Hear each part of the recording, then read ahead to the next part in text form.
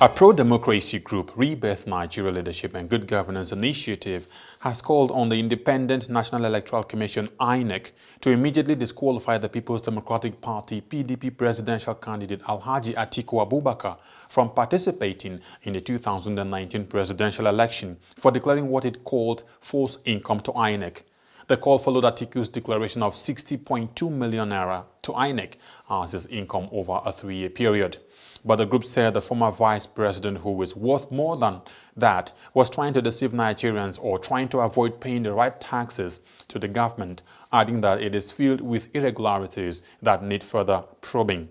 Addressing journalists in Abuja, national president of the group Olugbenro Ogunoye said the amount Atiku declared will not even be enough to cover the number of trips he makes to the Gulf states in a year, explaining that the return first-class ticket averages 3.5 million naira to Dubai, and considering the number of times he travels there, the arithmetic is glaring.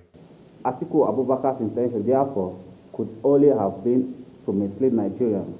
as to the true extent to which he once led the pack of looters that ran the country aground until the government of President Muhammadu Buhari started rebuilding the country. The ridiculousness of the income declared by Alhaji Atiku Abubakar becomes more glaring when his claim is scrutinized.